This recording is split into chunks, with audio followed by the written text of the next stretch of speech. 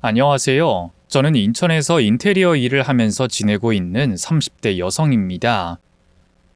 저는 이혼을 해서 아이와 단둘이 살고 있는데요.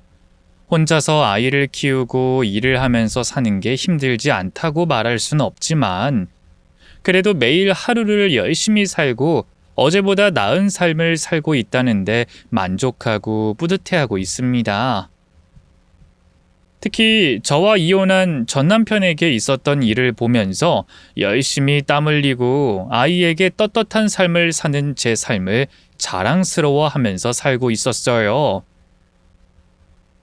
오늘 이 이야기를 가장 먼저 들려주고 싶은 사람은 따로 있는데, 그 사람들의 귀에 들어가려면 우선 여러분께 제 사연을 풀어드려야 할 것 같아 이렇게 나왔습니다. 그럼 제 사연 한번 들어보시죠. 어려운 집안 형편 때문에 일찍부터 돈을 벌어야 했던 저는 취업을 위해 실업계 고등학교로 진학을 하여 고등학교 시절부터 미용 일을 배우게 됐습니다. 대단한 꿈이 있었던 건 아니었지만 나중에 미용실을 차리게 되면 어떻게든 먹고 살 걱정은 없지 않을까 싶었던 이유 때문이었죠. 그렇게 고등학교 시절 내내 열심히 가위질을 했던 저는 학교를 졸업하자마자 미용실에 취직하여 일을 시작하게 됐습니다. 하지만 취직을 했다고 해서 제가 바라던 일을 할 수 있는 건 아니었어요. 이쪽 일이라는 게 밑바닥에서부터 시작해야 하는 거라 처음 미용실에 취직한 몇 년간은 가위 잡을 새도 없이 청소만 해야 했죠. 그래도 언젠가는 디자이너를 달고 돈을 많이 벌 수 있는 날이 오길 바라며 열심히 미용 일을 해나갔습니다. 그렇게 미용실 막내로 청소와 잡일을 도맡아 하던 그쯤 저는 남편을 만나게 됐습니다. 제가 일밖에 모르는 것 같다며 청춘을 즐겼으면 했는지 친구가 제게 남자를 소개해줬거든요. 그렇게 저는 20살 어린 나이에 남편을 만나게 됐고 저희는 빠른 시간 동안 가까워지게 됐어요. 남편 역시 저처럼 어려운 집안 환경에서 자란 사람이었고 그래서 저처럼 20살이 되자마자 여러 가지 일을 하며 열심히 살고 있던 사람이었거든요. 그런 비슷한 사정 때문인지 저희는 서로 통하는 게 많았습니다. 남편도 저도 가난하게 자라 남모를 고생이 많을 수밖에 없었고 어린 나이에 일찍이 고생을 해야 했기에 저희는 서로의 마음을 충분히 공감하며 서로를 위로할 수 있었어요. 그렇게 저희 두 사람은 힘들 때마다 서로에게 어깨를 내어주고 기대며 위안을 받을 수 있었고 열심히 노력하여 지금보다 더 나은 삶을 꿈꾸며 오랫동안 만남을 이어가게 됐습니다. 20살 어린 나이에 처음 만나 앞자리 나이가 바뀌어갈 때까지 긴 시간을 사귀었던 저희는 서로 당연히 결혼을 생각하고 있었고 빨리 결혼을 하고 싶었죠. 하지만 집안의 도움을 받을 수 없는 사정에 아등바등 살 수밖에 없었던 저희는 조금이라도 더 나은 상황에서 출발하고 싶은 마음에 어쩔 수 없이 결혼을 계속 미룰 수밖에 없었어요. 그렇게 조금만 더 고생하자며 기다리던 중 제가 계획에 없던 혼전 임신을 하고 말았습니다. 결국 결혼을 더 이상 미룰 수가 없었고 배가 불러오기 전에 급히 식을 올려야만 했죠. 그래도 다행히 서로 어느 정도 돈을 모아뒀기에 저희는 조금 낡고 작은 평수였지만 아파트에서 신혼생활을 시작할 수 있었어요. 이왕이면 번듯하게 결혼 생활을 하고 싶다는 욕심에 아쉬움이 없진 않았지만 우리 힘으로 결혼을 했다는 것만으로도 저는 행복했습니다. 하지만 갑작스러운 임신으로 결혼까지 하면서 사정이 좋지만은 않았어요. 제가 임신을 하게 되며 미용실 일을 할 수 없게 되자 남편이 자연스럽게 외벌이를 할 수밖에 없었습니다. 둘이 열심히 벌어도 모자랄 판에 남편 혼자 일을 하게 되니 저는 남편에게 미안하기도 하고 고맙기도 했어요. 그래서 하루빨리 남편에게 힘이 되고자 저는 아이가 어느 정도 자라면 곧바로 일을 시작하려고 했죠. 하지만 막상 몇 년이 지나고 나니 다시 일자리 얻기가 힘들더라고요. 임신과 육아를 하는 동안 붕 떠버린 경력 때문에 저를 다시 받아주는 곳이 없었거든요. 남의 밑에서 일을 하기엔 나이도 많고 일을 놓은 동안 감도 떨어졌을 거라는 이유로 저는 미용실 일을 할 수 없었습니다.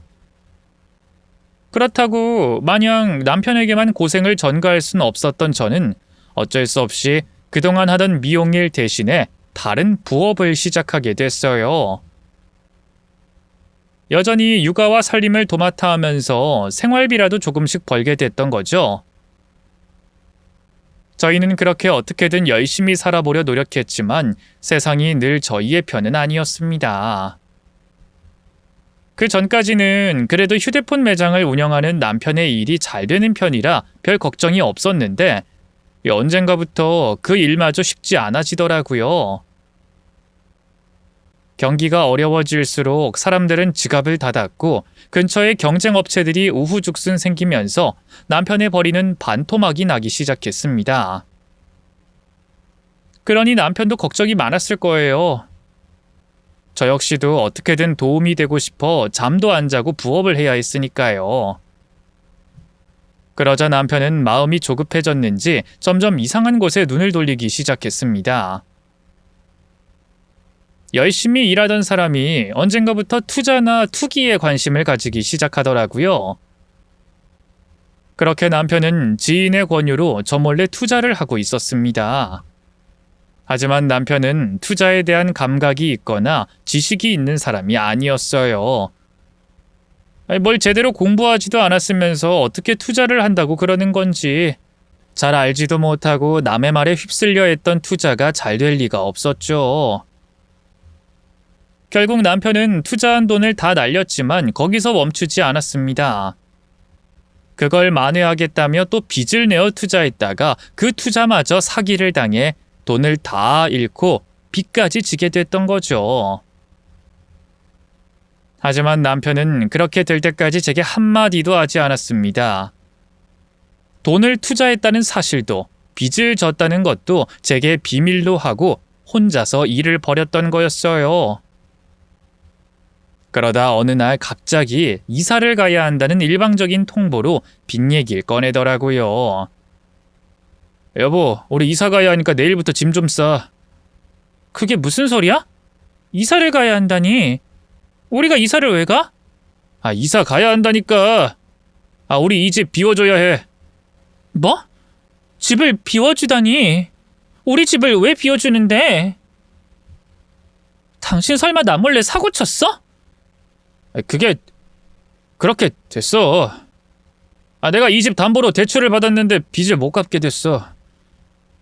아무튼 그렇게 됐으니까 짐이나 싸. 무슨 그런 말이 어딨어? 대출은 무슨 소리고 빚이라니? 그게 무슨 말이야? 제대로 설명을 해줘야지.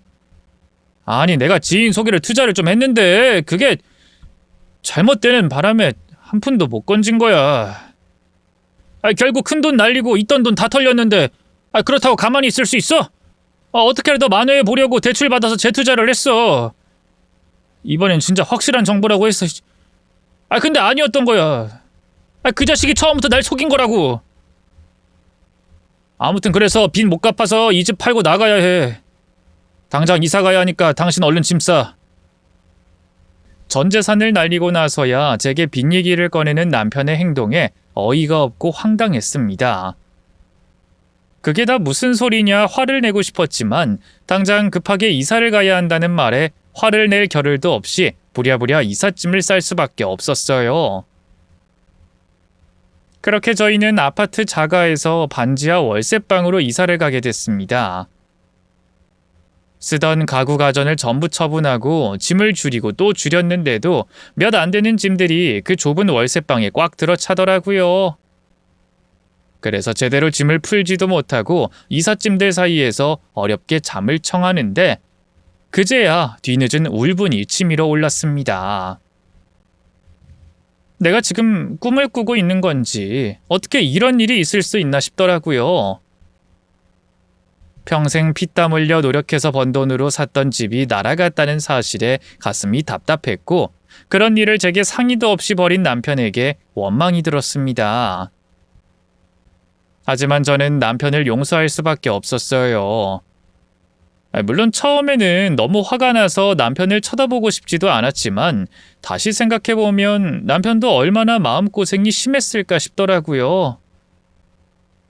남편도 일부러 그런 게 아니고 자기 딴에는 가장으로서 다 같이 잘 살아보려고 그랬던 건데 일이 이렇게 됐으니 그 속이 어떻겠어요. 이미 벌어진 일이었고 여기서 남편과 더 싸워봐야 시간 낭비일 뿐이라고 생각했던 저는 남편을 용서하기로 했습니다. 미안해. 나도 잘해보려고 그런 건데 어쩌다 이렇게 됐는지 모르겠어. 정말 내가 당신 볼 면목이 없다. 됐어. 이미 엎어진 물인 걸 어쩌겠어. 이제 와서 시간을 돌릴 수도 없고 잃어버린 돈 가지고 연연하지 말자. 그래도 우리 세 식구 무사하니까 그걸로 된 거야. 우리 아직 젊고 사지 멀쩡하잖아. 그럼 다시 열심히 해보면 되겠지. 그전에도 뭐 운으로 시작했나? 피땀 흘려 노력한 덕분이었잖아. 그러니까 이제라도 다시 열심히 하면 되는 거야. 그러니까 우리 다시 잘 살아보자, 여보. 저희는 다시 한번 일어서 보기로 약속을 했고 남편도 정신을 차리고 열심히 살아보겠다 했습니다. 그렇게 다시 노력하면 잘 살 수 있을 거라고 생각한 제 기대와 달리 상황은 더 악화되고 있었어요. 예전처럼 밑바닥부터 다시 시작하자고 했던 제 말과 달리 남편은 조급함 때문에 결국 나쁜 일에 손을 댔거든요. 물론 그런 남편의 일탈도 저는 일이 벌어진 뒤에야 알게 됐죠. 어느 날 남편이 경찰서에 있다는 소식에 쫓아가 봤더니 글쎄 남편이 노인들에게 싸구려 핸드폰을 비싸게 강매하고 비싼 요금제를 가입시켜 걸렸다는 거예요. 부모뻘 되는 사람들을 속여서 말도 안 되는 가격을 받다가 결국 경찰에 고발까지 당하게 됐던 거죠. 난생 처음 경찰서에 가봤던 저는 어찌나 놀랐는지 남편에게 화를 낼 수밖에 없었어요. 그러자 그 후로는 한 방에 일확천금을 노려야겠다 싶었는지 저 몰래 경마장을 드나들기 시작하더라고요. 그러다 제가 남편 호주머니에서 경마 용지를 발견하며 한바탕 난리가 벌어졌죠. 당신 미쳤어? 경마라니? 잘못된 투자로 전 재산 날려놓고 아직도 정신을 못 차린 거야? 이제 다시 열심히 해서 돈 벌겠다 그러더니 왜 자꾸 이런 짓을 해? 이렇게 해서 정말 돈을 벌 수 있다고 생각해? 이러다가 남은 것까지 다 날릴 거야? 처자식 있는 사람이 왜 그렇게 무책임해 정말? 미안해 여보. 이젠 다시는 안 그럴게. 내가 마음이 급해서 잠깐 정신이 나갔었나 봐. 정말 잘못했어. 저한테 걸리고 정신을 차리는 것 같기에 저는 남편을 다시 믿어보려 했습니다. 하지만 그 후로도 남편의 만행은 계속되더라고요. 사기에 경마에 이번엔 불법 도박을 하다가 제게 걸리게 됐죠. 누구보다 성실했던 남편이 점점 이상한 쪽으로 빠지는 걸 보며 걱정이 됐던 저는 아이를 친정에 맡기고 다시 일을 시작할 수밖에 없었습니다. 주변 지인들에게 거의 빌다시피 하면서 어렵게 다시 미용 일을 시작해 집안 경제에 조금이나마 보탬이 될 수 있었죠. 저는 제가 열심히 사는 모습을 보여주면 남편이 다시 예전처럼 돌아올 거라고 생각했어요. 고생스러웠지만 서로에게 힘이 되어주며 열심히 살았던 예전처럼 말이죠. 하지만 제가 일을 시작하며 집안을 비우자 남편은 이때다 싶었는지 더 어긋나기 시작했습니다. 감시할 사람이 없어져서 더 홀가분해졌는지 저 몰래 도박장을 다니더니 어느 날엔 제가 집에 없는 사이에 집으로 도박꾼들을 끌어들여 저희 집을 도박장으로 만들기까지 했어요. 그렇게 남편이라는 사람은 도박에 빠져서 있던 돈까지 털어먹다 보니 돈이 급했는지 중고거래로 사기까지 치는 바람에 합의금까지 물어야 했습니다. 다시 잘 살아보려 노력하진 못할 망정 점점 더 정신을 못 차리는 남편 때문에 저는 힘들어질 수밖에 없었어요. 당신 정말 왜 이래? 대체 언제까지 이럴 건데? 한두 번은 실수라고 넘어가 주겠어. 근데 계속 정신 못 차리고 이러면 나더러 어쩌라는 거야? 난 어떻게든 열심히 해보겠다고 우리 애 친정 부모님께 떠맡겨놓고 아등바등 사는데 당신 왜 이래 정말? 도박에 사기에 이러다 정말로 교도소 가고 싶어서 그래? 당신 이러다가 정말로 범죄자 돼서 교도소 가고 싶어? 언제는 우리 아이에게 떳떳하고 당당한 부모가 되고 싶다며. 돈 많이 벌겠다는 욕심도 가족 때문이라 그러더니 그거 다 거짓말이었어? 거짓말이라니. 나도 그러고 싶지. 나도 정말 잘하고 싶어서 그런 거야. 잘하고 싶은 사람이 일해서 돈 벌 생각은 안 하고 도박판이나 쫓아다녀?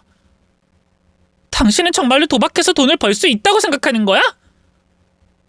사람이 땀 흘려서 돈을 벌어야지 왜 말도 안 되는 일확천금을 바라고 있어? 그러다가 정말 교도소 가서 자식이랑 연 끊고 싶지 않으면 정신 차려 제발. 저는 아이 이야기까지 꺼내며 남편이 정신을 차리길 바랬지만 남편은 여전히 제 속을 썩여댔습니다. 하루 걸러 들려오는 남편의 잘못에 저는 노이로제가 걸릴 지경이었지만 그럼에도 제 남편을, 아이 아빠를 쉽게 놓을 수가 없었어요. 그때까지도 남편에게 희망을 품고 있었는지 우리가 함께 고생하며 울고 웃던 그 시절로 다시 돌아갈 수 있을 거라고 생각했던 거죠. 하지만 남편은 끝내 저를 실망시키고 말았습니다.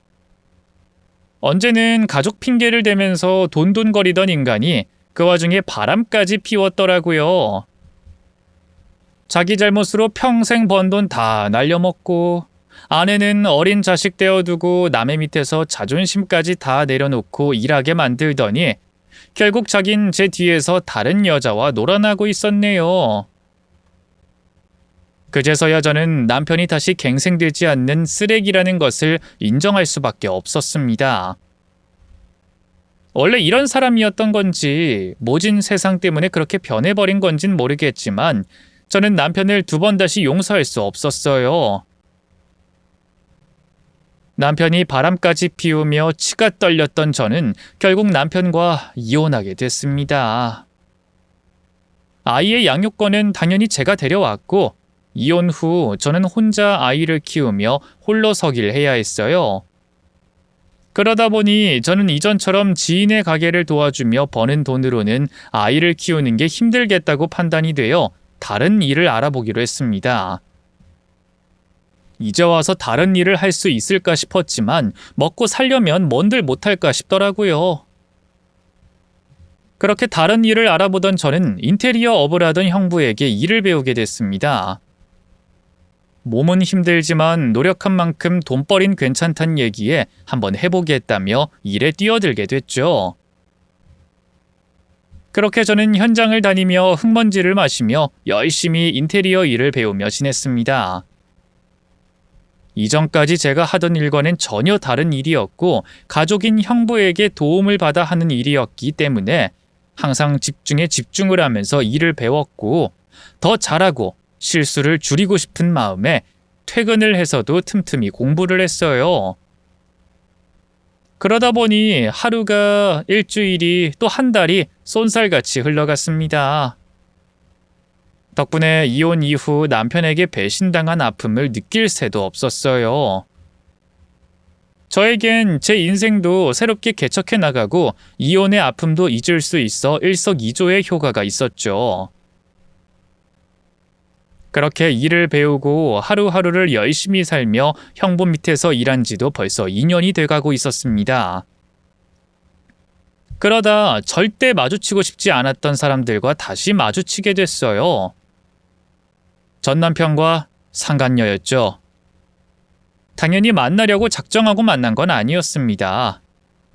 공사 의뢰인과 인테리어 업자로 어쩔 수 없이 만나게 됐죠. 그것도 하필 형부가 다른 공사건으로 밖에 나가 있어서 제가 어쩔 수 없이 가게 됐던 거였어요. 마치 운명의 장난처럼 말이죠. 처음으로 곁에 형부 없이 혼자서 의뢰인과 만나게 된 자리라 많이 긴장한 상태로 그 집을 찾아갔던 저는 절 맞이해주는 상간녀의 얼굴도 알아보지 못하고 있었습니다. 그러다 집 안을 들어설 때부터 너무 빤히 제 얼굴을 쳐다보는 의뢰인이 이상해서 말을 걸다 상간녀라는 걸 알게 됐죠. 사모님, 혹시 제 얼굴에 뭐가 묻었나요? 아까부터 계속... 은희 씨? 아니다, 은희 씨였나? 나 모르겠어요? 아니면 모르는 척하는 거예요? 모르는 척하는 거면 나도 계속 모른 척 해줄까요? 네? 그게 무슨 말씀이신지... 혹시 저와 마주치신 적이... 설마... 어머, 진짜 날 몰라봤구나. 야, 어쩜 다른 사람도 아니고 날 몰라볼 수가 있어요? 야, 그때는 평생 날 저주할 것처럼 말하더니. 근데 우리 사이에 뭐가 있긴 있나 보다. 어떻게 만나도 이렇게 만나요? 난 은희 씨가 이런 일하고 있을 줄은 몰랐네. 머리 하는 건 이제 그만둔 거예요? 하기야, 뭐 남의 머리 만져서 돈을 벌면 얼마나 번다고. 그걸로 혼자서 애 키우는 게 쉽진 않겠지. 내 앞에 있는 여자가 전 남편의 상간녀라는 걸 알게 되곤 너무 당혹스러워서 어떻게 해야 할지 모르겠더라고요. 아무렇지 않은 척 대화를 이어가야 하는 건지 아니면 집을 나가는 게 맞는지 갈팡질팡하고 있었죠. 그런 저를 놀리듯이 상간녀는 쉴 새 없이 입을 조잘거렸어요. 비아냥거리면서 말이죠. 이 일은 언제부터 한 거예요? 어쩌다 미용과 정반대되는 일을 하게 된 거예요? 아, 사장님이 남자분이던데 이거구나. 이야, 은희 씨 능력 좋네. 아무리 이혼이 대수가 아니라고 해도 애까지 있는데 어떻게 남자를 만나요? 아, 아니구나. 은희 씨도 사실은 이혼하기 전부터 하나 꼼쳐놓은 남자가 있었구나. 그러면서 우리 보고 그렇게 욕을 했어요? 우리랑 똑같으면서? 하긴 뭐 옛말에도 뭐 묻은 개가 뭐 묻은 개 나무란다고 했으니까. 누가 그쪽들이랑 똑같다는 거예요? 그쪽은 모든 사람들 관계가 다 불륜으로 보이나 보죠? 머릿속에 든 생각이 온통 그런 생각뿐이니 뭘 잘못했는지 뭐가 부끄러운지 모르지. 여기 사장님, 우리 언니 남편이에요. 처제인 제가 형부 밑에서 일 배우는 거고. 어머, 그랬구나. 하기야, 우리 보고 그렇게 죽일년 죽일 놈으로 몰아갔는데 은희 씨가 그러면 안 되죠. 어쨌거나 우리 이렇게 만난 것도 인연인데 내가 꼭 은희 씨에게 일 맡겨야겠다. 우리 집 인테리어 해줄 거죠? 나 지금 은희 씨가 견적 얼마나 냈는지 얼마나 잘하는지 보고 듣지도 않고 일 맡기는 거예요. 우리 집에 왔다 간 인테리어 업체가 몇 군데인 줄 알아요? 앞으로 올 집도 몇 군데인데 그거 다 제쳐놓고 일 맡기는 거니까 잘 좀 부탁할게요. 왜, 은희 씨가 우리 그이 취향도 잘 알고 있잖아요. 우리 그이랑 사귀고 같이 산 시간이 얼만데 벌써 그이 취향 까먹은 거 아니죠? 상간녀의 비아냥거리는 말투에 기분이 나빴던 저는 그 집을 나가려고 했습니다. 그런데 현관 앞에서 신발을 신고 있던 중에 상간녀가 한 말이 제 발걸음을 멈추게 만들었어요. 꼴에 자존심은 또 있나 보네? 대충 보아하니 먹고 살기 힘들어서 가족한테 빌붙은 것 같은데. 저러니까 가족이랑 같이 일하면 안 된다니까. 일하는데 책임감이 없잖아, 책임감이. 누가 보면 자기가 사장인 줄 알겠어. 어쩜 요즘 같은 경쟁 시대에 돈 준다고 해도 저렇게 나오냐? 아이고, 저 집 형부라는 사람은 처제 잘못 둬서 돈 벌 기회 놓쳤네. 다른 사람도 아니고 상간녀에게 그런 이야기를 듣는 게 기분 나빴고 제 자존심을 짓밟으려고 하는 말이라는 것도 알았지만 솔직히 맞는 말이었고 인정할 수밖에 없었습니다. 제 일도 아니고 형부 일인데 제 기분이 나쁘다고 제 사사로운 감정 때문에 포기할 수는 없었어요. 더욱이 전 남편과 상간녀가 살고 있는 집이 정말 넓고 좋은 집이었거든요. 저는 요동치는 마음을 부여잡고 상간녀를 향해 돌아섰습니다. 그리고 일을 하겠다고 했죠. 저희에게 일 맡긴다는 말 확실한 거죠? 속고만 살았어요. 계약서 지금 여기서 써줄까요? 원하면 계약서 줘봐요. 계약서에 서명 먼저 해줄 테니까. 그 계약서 안에 내용은 은희 씨 원하는 대로 적어놓고. 아니요. 이제부터 의뢰인과 시공업체로서 대하는 건데 정확하게 해야죠. 저희가 일하는데 자신 없는 것도 아니고요. 우선 저희 사장님과 통화하시며 말씀하신 분위기에 인테리어 느낌들 저희가 시공한 집들 중에 추려서 가져왔으니 확인해 보시죠. 보시고 집 안 다니시면서 제게 원하시는 인테리어 분위기 말씀해 주시면 됩니다. 어머, 우리 은희 씨 완전 프로였네. 잘 생각했어요. 자존심이 밥 먹여줘요. 어떻게든 돈 벌어서 먹고 살고 보는 게 우선이지. 그럼 나 소파에 앉아서 시공 사진 좀 보고 있을 테니까 우리 집 둘러보면서 대충 견적이나 내고 있어요. 우리 집이 워낙 넓어서 은희 씨가 먼저 한 바퀴 돌고 와야 우리가 커뮤니케이션이 될 것 같거든요. 상간녀가 또다시 제 신경을 긁어왔지만 제가 현관에서 뒤돌았을 때 이미 예견된 일이었습니다. 또 형부와 같이 현장을 돌아다니다 보면 더한 대접을 받는 경우도 종종 겪었기에 그래도 이만하면 다행이라고 생각하며 집 안을 돌아다니기 시작했죠. 그러다 제가 잠시 멍하게 되는 일이 있었어요. 상간녀는 그때를 놓치지 않고 또다시 제게 시비를 걸어오기 시작했고요. 하라는 견적은 안 내고 뭘 그렇게 멍하니 있어요? 그렇게 뭉그적거리고 있으면 언제 견적 내려고? 우리 집 다 둘러보려면 시간이 좀 걸린다니까 그러네. 하긴 우리 집 보고 놀라지 않을 수가 있나. 집이 좋아도 좀 좋아야 말이지. 우리 집 어때요? 우리 신혼집 너무 좋죠? 평수도 평수인데 리모델링하기 아까울 정도로 자재가 고급 자재라니까요. 거기다 여기가 강남 한복판이잖아요. 생활 편의시설도 죄다 가까이에 있고 놀러 나가기에도 좋다니까요. 아유, 난 무슨 복이 있어 이렇게 좋은 집에서 공주처럼 살게 해주는 남편을 만난 거래. 누군 같은 남자랑 살아도 지질이 궁상처럼 살았는데. 이런 거 보면 궁합이나 사주가 괜히 있는 게 아니라니까. 궁합이 맞으니까 우리 남편 일이 이렇게 잘 풀려서 내가 이런 집에서 대접받으며 사는 거지. 근데 우리 은희 씨는 부러워서 배 아프겠다. 이젠 남의 남자가 된 전 남편 집을 직접 제 손으로 인테리어 해줘야 하는데. 거기다 그 집이 좋아도 너무 좋으니까. 또 내가 우리 남편에게 사랑받고 호강받는 걸 이렇게 눈앞에서 봐야 하니까. 그만하시죠. 조금 전에 말했듯이 의뢰인과 시공업체 사람으로서 만난 건데 굳이 이렇게까지 사람 비꼴 필요가 있나요?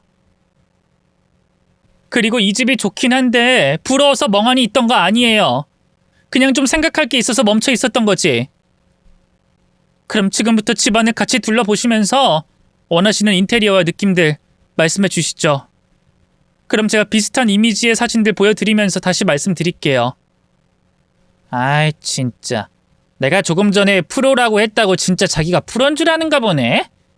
저기요 은희씨 진짜 이럴 거예요? 내가 왜 은희씨네 아니지 은희씨는 형부한테 일 맡기는 건지 몰라서 이러는 거예요? 아니잖아요. 알잖아요. 내가 은희씨 좀 가지고 놀려고 이런다는 거. 그럼 재미없게 굴지 말고 장단 좀 맞춰줘 봐요.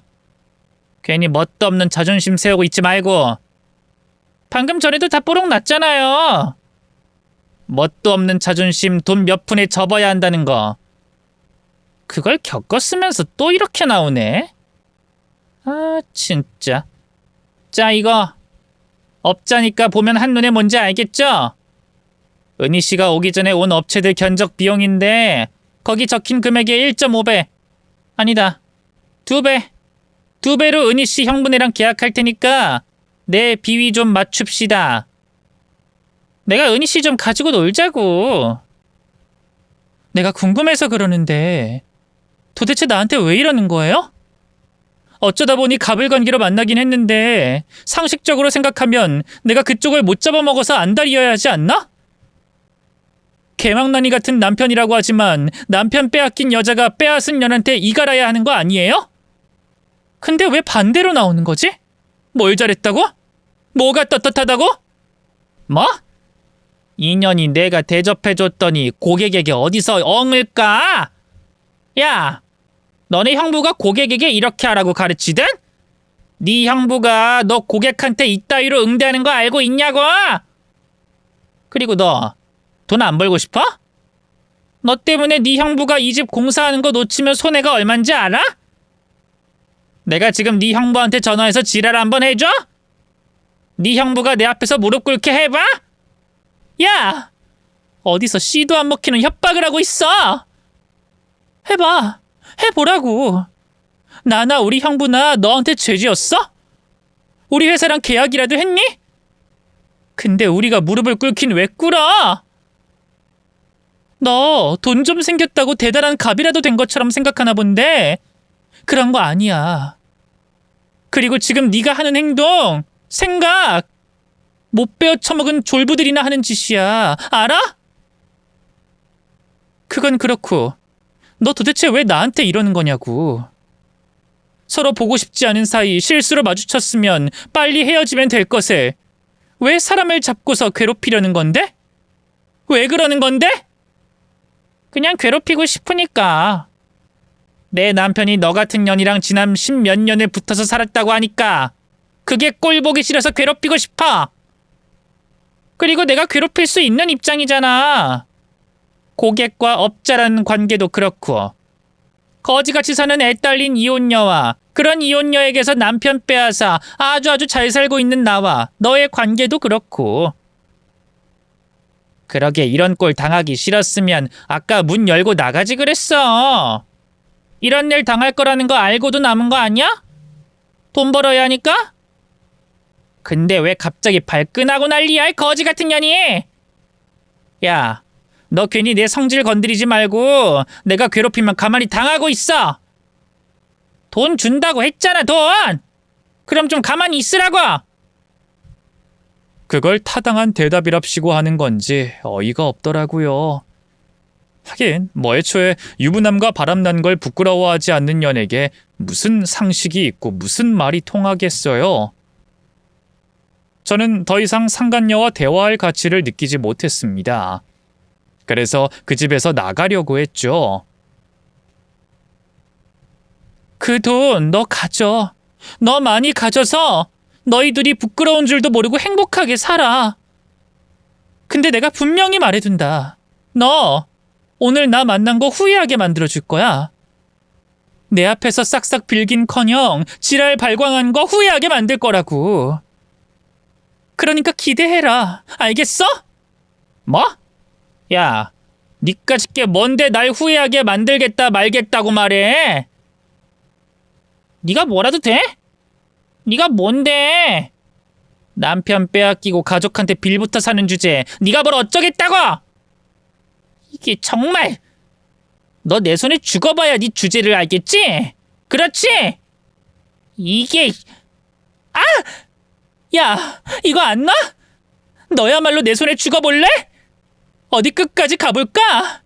상간녀가 바람난 남편이랑 살림 차렸다고 동네방네 소문내줘? 집을 나서려는 제 머리채를 잡은 상간녀 때문에 저도 상간녀의 머리채를 잡게 됐습니다. 서로 죽을 힘을 다해 머리채를 잡고 있었고 놓을 생각이 없이 팽팽하게 대치하고 있었죠. 그때 현관문을 열고 전 남편이 들어왔습니다. 전 남편은 아내와 웬 여자가 거실 한복판에서 머리채를 잡고 서 있으니 깜짝 놀란 모습이었죠. 헐레벌떡 뛰어와서는 우리 두 사람을 말리려고 했어요. 그러다 제 얼굴을 보곤 깜짝 놀라더니 소리를 치기 시작했죠. 뭐야, 너였어? 야, 너 미쳤어? 당장 우리 아내 머리 안 놔? 이 사람이 정말... 야, 우리가 이혼한 지가 언젠데 여기까지 쫓아와서 사람 머리채를 잡아? 너 여기 어떻게 알고 왔어?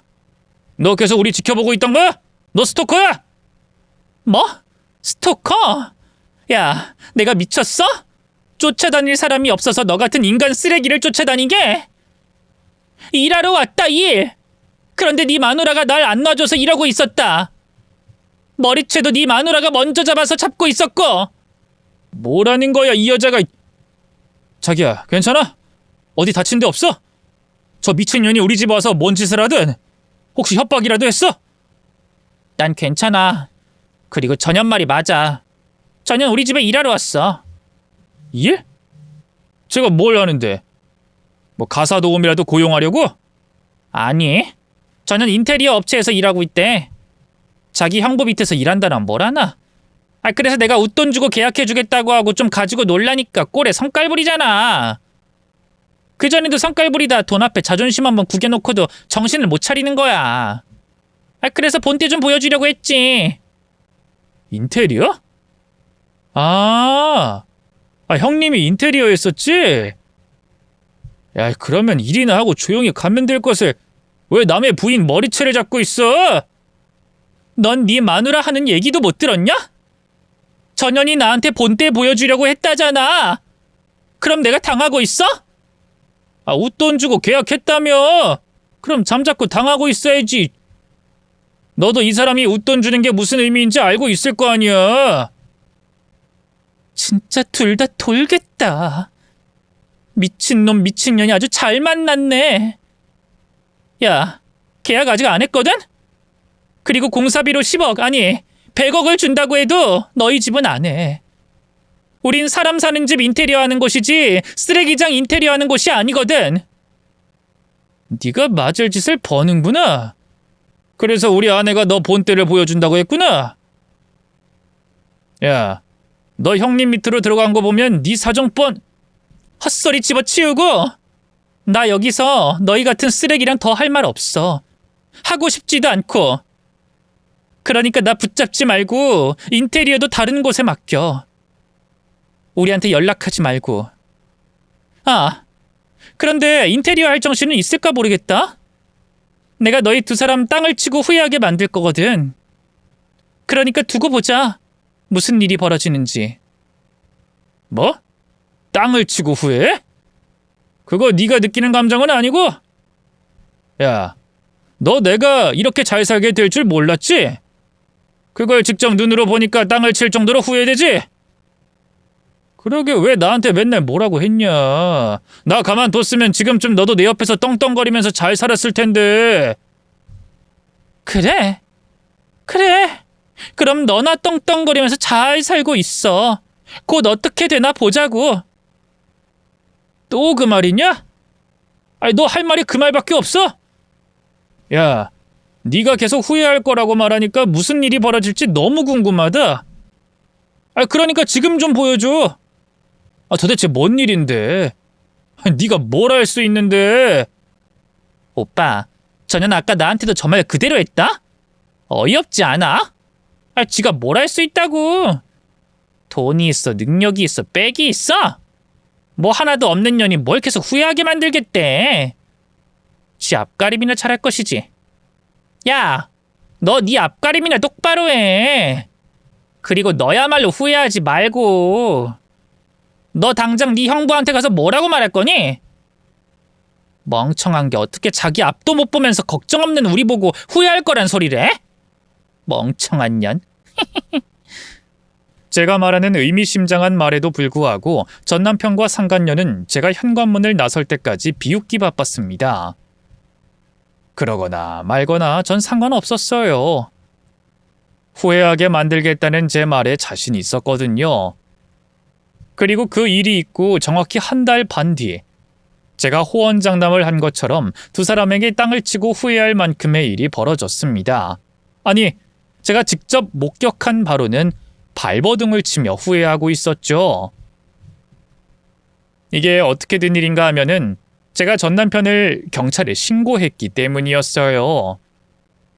그러니까 과거로 돌아가 제가 처음 그 집으로 들어갔을 때부터 설명을 해보자면 절 조롱하는 상간녀로 인해서 그 집이 전 남편과 상간녀가 살고 있는 집이라는 걸 알게 됐을 때부터 뭔가 이상하다는 느낌을 받았었습니다. 집이 좋아도 너무 좋은 집이었거든요.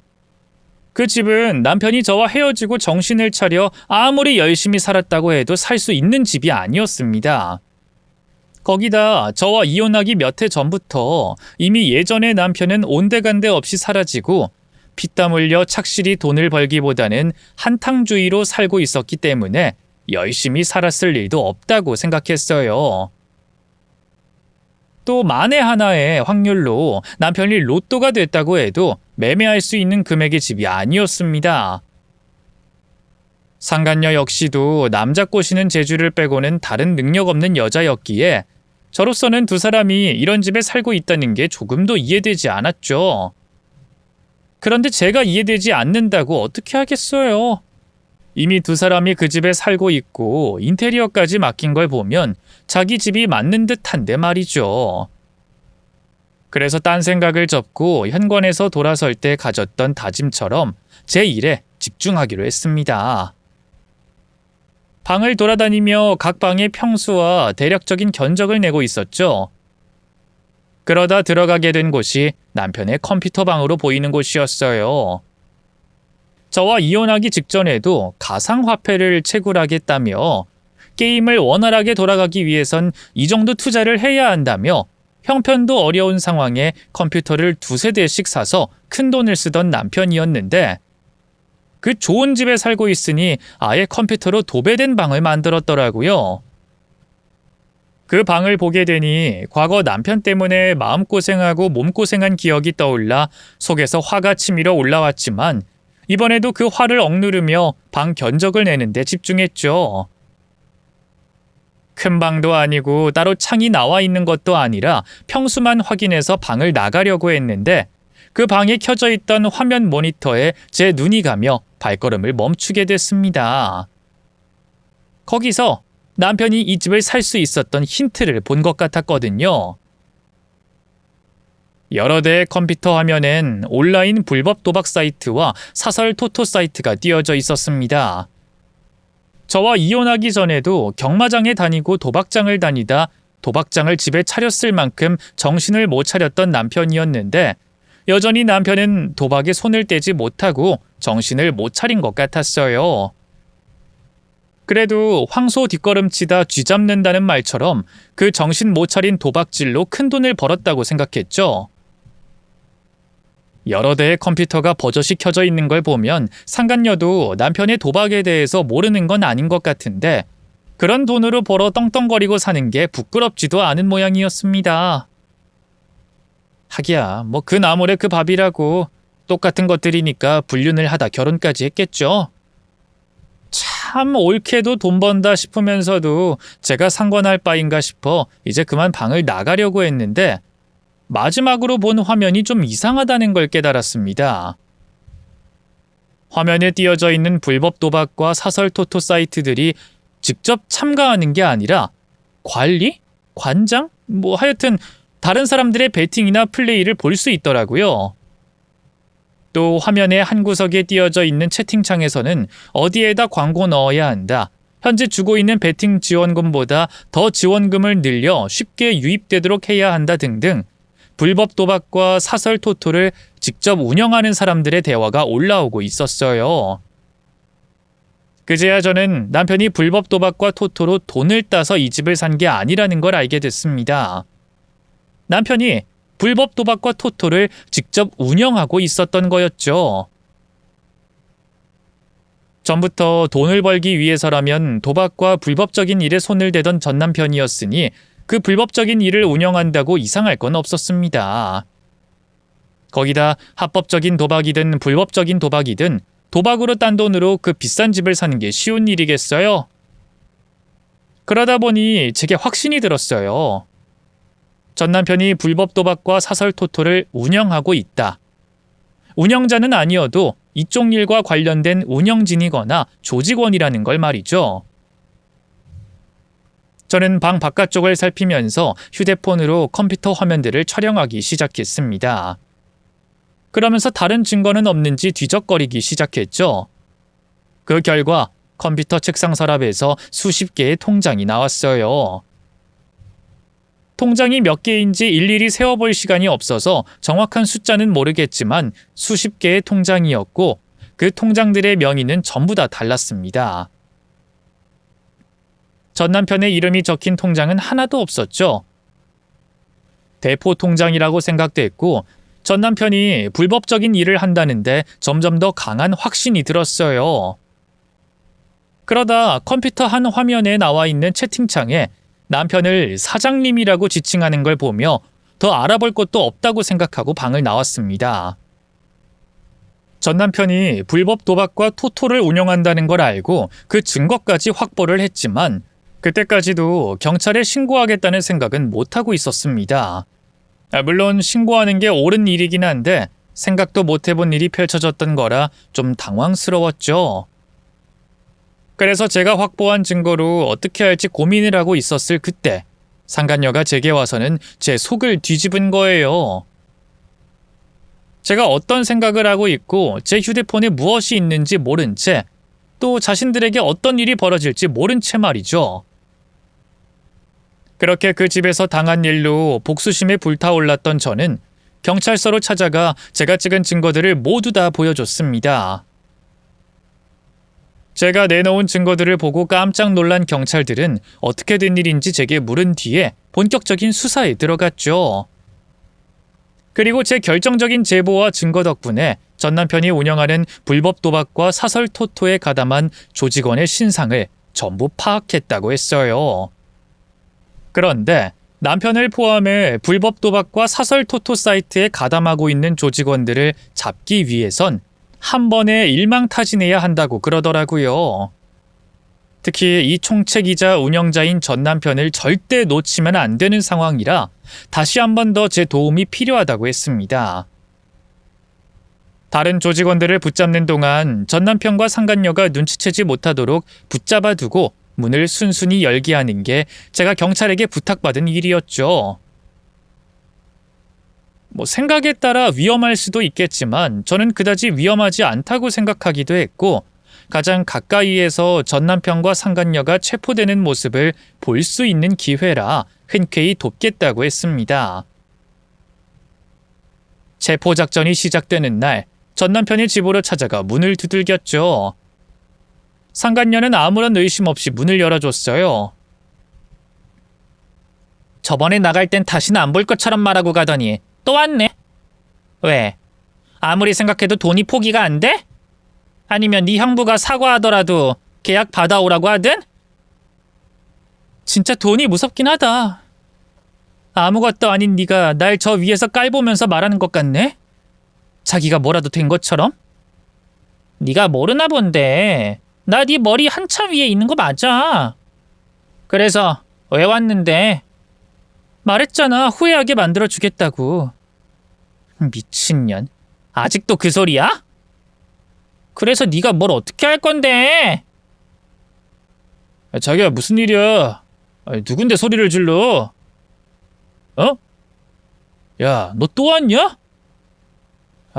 이게 진짜 이제 앵벌이짓 하려고 하나. 왜?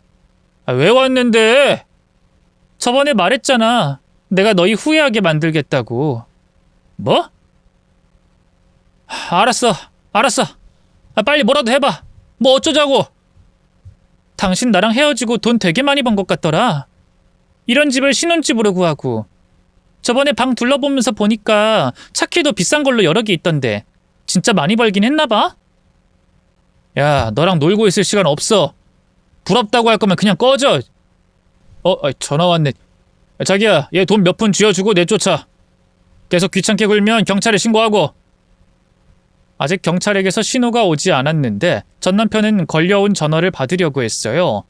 그 전화가 조직원 중 한 명일 수도 있었고 그러다간 전 남편이 도망을 칠 수도 있었으니 주의를 끌어야 했습니다. 저는 전 남편의 신경을 건들 말을 말하게 됐죠. 너 인터넷 도박하지? 아니, 인터넷 도박 운영하지? 그걸로 돈 버는 거 맞지? 그러지 않고서야 너 같은 놈이 뭐로 이렇게 많은 돈을 벌었겠어? 야, 너 그걸 어떻게 알아? 너 설마 저번에 우리 집 왔을 때 방들 뒤진 거야? 뒤지긴 뭘 뒤져. 전현이 방 둘러보라고 하길래 너 컴퓨터 방 갔다가 확인했지. 야, 너는 그런 돈 벌고도 떳떳하냐? 나한테 자랑하고 싶어? 뭔 개소리야.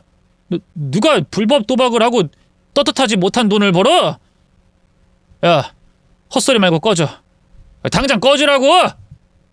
발악하는 거 보니까 너도 제대로 된 돈이 아니라는 건 알고 있나 보다? 그거 신고하면 너 처벌받는 거지? 나한테 떨어지는 포상금도 있고.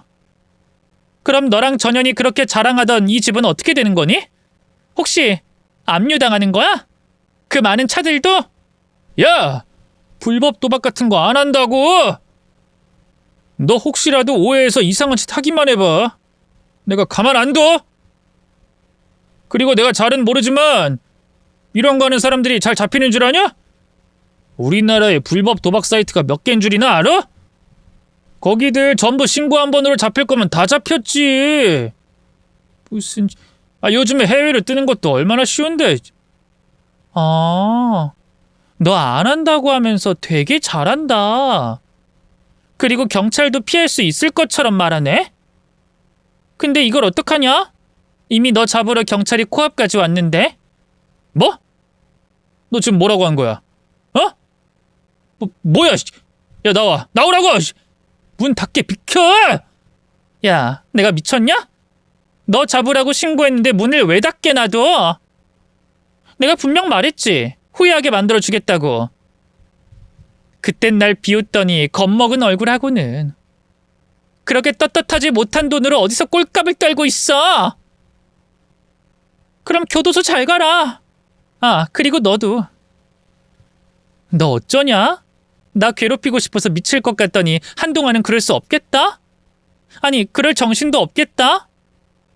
재판받고 교도소에 있어야 할 테니까. 뭐 나와서도 재산 다 압류당하면 내 앞에서 지금처럼 큰 소리 칠 수 있겠어? 그땐 내가 너보다 더 잘 사는 사람일 텐데. 그럼 너도 네 남편이랑 사이좋게 수갑차고 경찰서로 잘 가. 안녕. 제게 신호를 준 경찰은 현관문을 닫으려던 전남편을 밀고 집 안으로 들어갔고 순식간에 전남편과 상간녀를 체포하곤 집안 구석구석을 뒤지기 시작했어요. 전남편은 수갑을 찬 상황에서도 도대체 어떻게 된 일인지 모르겠다는 표정을 한 채 넋을 놓고 있었고요. 상간녀는 아무 말도 없이 저를 죽일 듯이 째려봤는데 그런 상간녀에게 저는 약을 올리고 있었죠. 그렇게 경찰들은 두 사람의 집안을 뒤지며 증거물들을 챙겨갔고 두 사람은 경찰서로 옮겨졌습니다. 저는 체포되어 경찰서로 가는 두 사람의 모습을 가장 가까이에서 보고 있었고요. 그보다 더한 복수는 없었습니다. 두 사람이 수갑을 찬 것만으로도 제게 속 시원한 일이 됐죠. 그리고 그 뒤로도 계속해서 속이 뻥 뚫리는 일의 연속이었습니다. 우선 남편은 불법 도박과 사설 토토 사이트를 운영한 죄는 물론이었고 돈 세탁과 자금 인출, 은닉을 위해 대포 통장, 대포 계좌를 이용해 범죄 수익 은닉에 관한 법률 위반 혐의와 전자금융거래법 혐의들 모두 재판에서 인정이 되어 징역을 살게 됐죠. 상간녀 역시 이 모든 범죄 사실을 알고도 가담하고 도운 혐의로 처벌을 피하진 못했고요. 그리고 또 범죄 수익으로 번 모든 재산을 몰수 추징당했습니다. 너무 좋은 집이지 않냐며 인테리어 할 거라고 제 앞에서 자랑하던 그 집도 압수를 당했죠. 그 소식을 듣게 된 전남편과 상간녀의 얼굴을 봐야 했는데 그걸 보지 못한 게 너무 아쉬워요. 그래도 체포당할 때 지었던 두 사람의 표정을 볼 수 있어서 몰수 추징 소식을 듣게 된 두 사람의 표정을 머릿속으로나마 상상할 수 있었고 그걸로 직접 보지 못한 아쉬움을 대신하고 있습니다. 그런데 지금 이 사연을 적으며 또 하나 보고 싶은 두 사람의 표정이 있네요. 바로 이 사연을 듣고 있는 두 사람의 표정을 보고 싶어요. 근데 사회와는 완전 차단된 곳이라 두 사람의 표정을, 두 사람이 제 사연들을 접할 수가 없다는 게 너무 아쉽기만 합니다. 그래서 나중에 두 사람이 출소해서 제 글을 보거나 지인 중 한 명이 이 글을 보고 두 사람인 걸 알게 되어 대신 전해줬으면 좋겠네요. 그러려면 제 글이 인기 영상이 됐음 합니다. 그러니 제 사연 많이 봐주시고요. 소문도 좀 내주세요. 그럼 전 이 부탁을 끝으로 이만 글을 마치도록 하겠습니다. 사연 읽어주셔서 감사해요. 안녕히 계세요.